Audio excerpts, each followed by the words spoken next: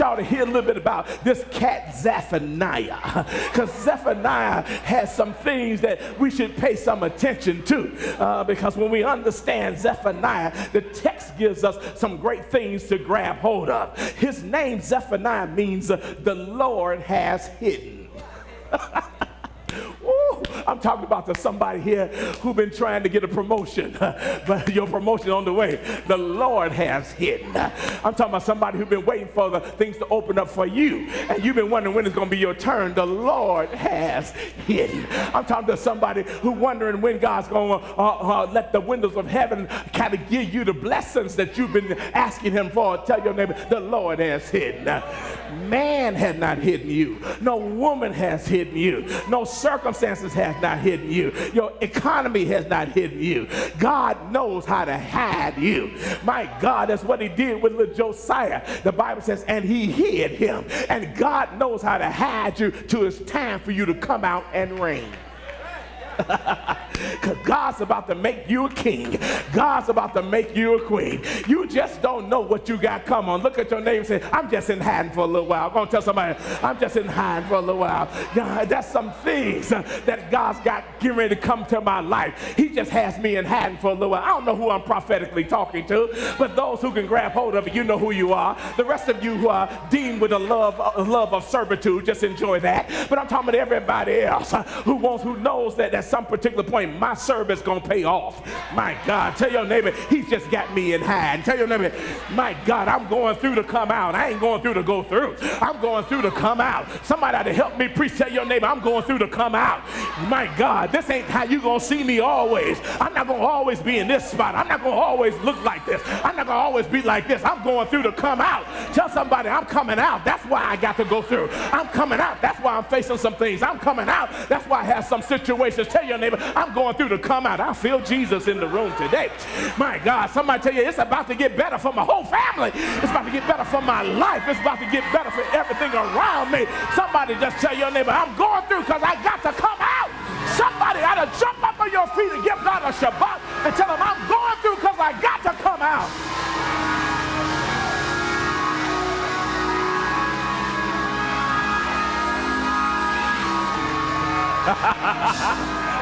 Well, grab somebody by the hand and pull them and say, well, come out there. Come out.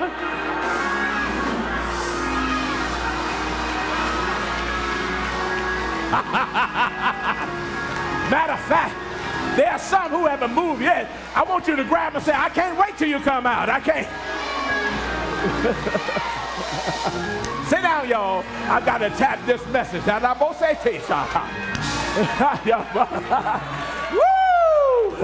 down, y'all. I got to get in this message here. My God, tell somebody I'm going through to come out. My God, I'm not ashamed of who I am. Fearfully and wonderfully made. Exceptional, my God, that's the way he made me. Now the scripture says, sit down, y'all, so you can understand the history of what I'm talking about here. His name means the Lord has hidden. And perhaps this refers to the protection from the persecution of, at the time of Zephaniah's birth, the reign of the evil king Manasseh. Because he's born during this time. Interesting that when God sometimes uses people as deliverers or times that they're going to represent his deliverance, often the enemy tries to wipe them out at birth. It's interesting that Moses was at the point of being wiped out at birth. Here Zephaniah is at the point of being wiped out at birth.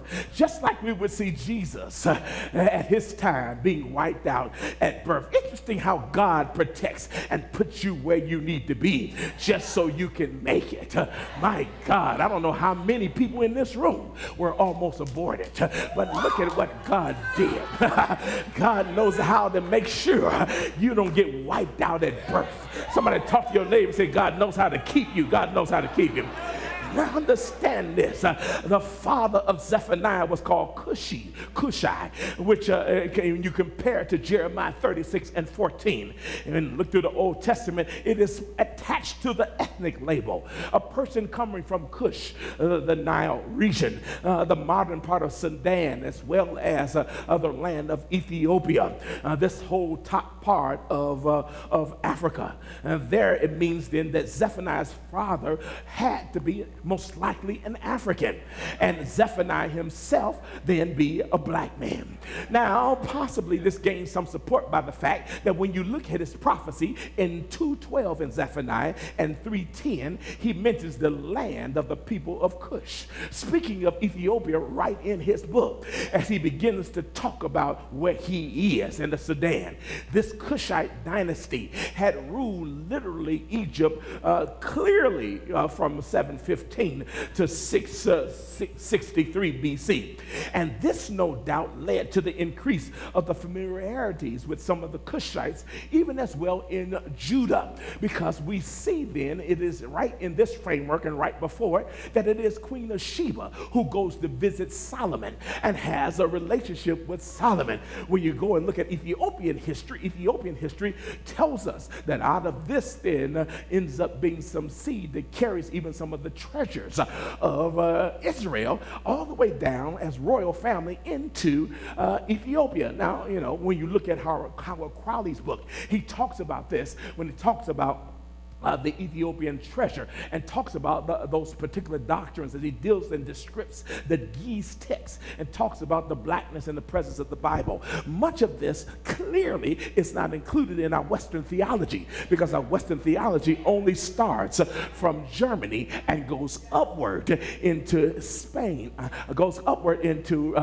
England, and then into Sweden and to the Norwegian realms, and then reaches over into Canada, and then over into the United States. And so I'm not saying that because the gospel was spread through this whole framework, but I can't leave out where we are attached to it. You have to understand, I got to talk about how we got in the picture, and that we've been in the picture all along. Talk to your neighbor and say, you've been in the picture all along. I mean, even if you were to understand anything about what they call the worldwide religion, or this religion called Catholic Universalism, because it is the universal church is what they call themselves. You look at the history of even the Catholic Church. Jerome, who was the king during that particular time, got all of his initial information from a black man by the name of Tertullian, who came from the island of Carthage, which is on the outside right by the Sudan. And he came from that particular area all the way over into the area of Libya, where Alexandra, isn't it interesting that Alexander the Great laid all of his treasures and made his capital Alexandria, which happens to be in Libya. That is the first 20 years before Jesus is even born. It's kind of baffling how we got out of the Bible. Anyway, when we look at how all of this lays out and pictures and understands and gives us a good, clear understanding of who we are, this is why I see I have to preach and talk about this, because I need you to know kind of who you are. Look at your name and say, you got to know who you are. Because listen, they will prophesy you and have you running around, and they'll have you treating things like they're not legitimate. The fact is that I don't care how well you learn to prophesy, if you don't have an identity, you're going to miss your opportunity to be effective. You got to know where you came from. You got to know who you are. You got to know who you are. Nothing wrong with you having the power of God. I want you to have it function in your life, but have it with identity, so that when you're doing it, you're not putting off on people your mistreating disposition based upon not being certain about your own identity. My God, it's hard to tell somebody what they're going to have when you're unsure about what you're going to have. That's why I'm talking to you about you. Look at your neighbor and say, he's talking to you about you today. With your great self. Tell him with your great self. That's why I got to talk to you about you. I got to make sure you know who you are. Here's Zephaniah here is laid out here for us to see so clearly. When you kind of know who you are, you understand then who you're supposed to be in the earth. When you understand this Cush, this Ethiopian, this Sudan, this Libyan area, this whole area kind of deals with the fact that this is the opportunity for us to get good clarity about black presence sometime in some ways in the Bible. When we see this, we understand that in this instance there was clear intermarriage and relationship, because the most joined relationship that initially happened were between the Shemites and the Hamites. The Shemites, who were the ones who come with the Semitic range, that is the Arabs and the Jews, and then the Hamites, which are all the black nations. Those are around the bottom to the mid part, to the top of where the Mediterranean would show up, would be those who intermingle with each other from the beginning. This is why in the 1990s, when the Philossians came from the late 1990s, when the Philossians came from Ethiopia and marched up in a couple-week journey all the way up to Israel and brought artifacts from the time of Solomon, 750 years before Christ, they had to not only accept them and say that they were authentic Jews, but they had to turn around and give them a place. And they put them in the city of Nazareth, where they are literally today. Understand in this instance, understand that those who are in that region clearly understand and say it is not about ethnicity, it is about a people. He says, you will be my people and I will be your God. And you guys have made it something else. I'm gonna get to that in a little bit. I'm gonna look at that in just a little bit. And so here it means that Zephaniah's father,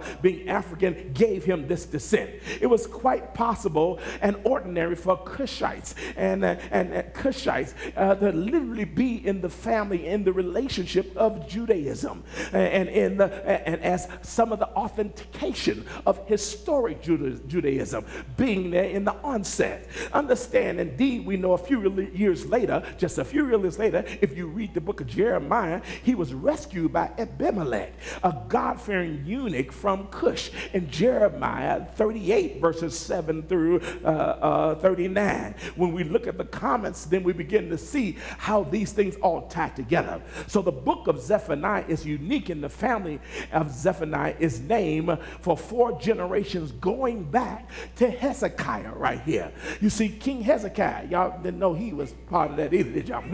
Hezekiah was an ancestor of Zephaniah. It was Zephaniah's father that was called Cushi, and his paternal grandfather was Jedediah, and his paternal great-grandfather was Amariah, who happens to be the son of Hezekiah. My God, looks like he's coming down the line. We're calling it the Jewish line, but this is a Jew-black line. I need y'all to get some clear understanding here so y'all can understand what I'm talking about. Look at your neighbor and say, God didn't leave you out. My God, you don't let nobody write you out, because God put you in the middle of this thing. When you know who you are, you know the greatness that you have, and you got an inheritance coming. Somebody talk to your neighbor and say, I got an inheritance coming.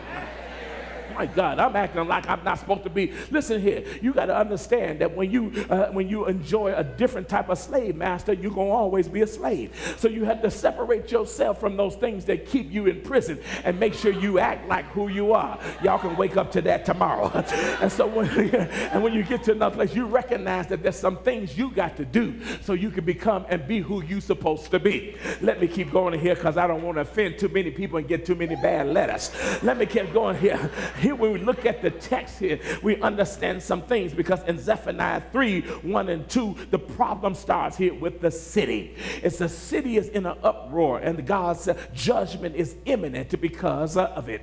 When we look at it here the city stands for its inhabitants, the people who are in Jerusalem, made up of this group of people. Understand what they're going through. They have social segregation, and they have economic segregation, but it stems from ethnic segregation and religious segregation. Let me say it to you again. They have social segregation and they have economic segregation, but it stems from ethnic segregation and religious segregation. Now, I wonder when y'all gonna wake up on something here to understand that the most segregated time on Sunday morning in the United States of America is church. It is a time where everybody goes to their own group. I'll come back on that tomorrow too. Y'all get on that tomorrow.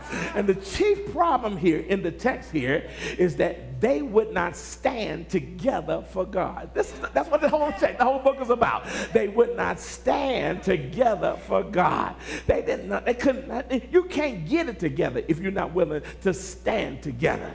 And so remember what I gave you a few months ago, that synergy creates chemistry, and chemistry creates culture. Say it with me. Synergy creates chemistry, and chemistry creates culture. I want you to remember that. Say it again. And synergy creates chemistry, and chemistry creates culture. This synergy, it is how we function and work together. It creates the chemistry we would have, and that chemistry creates the culture of what we would look like. I always say that because I speak that to the ministries and to the people in church, is that the church's atmosphere is based upon the culture. The culture of it is based on the chemistry of the relationship of the people within the church.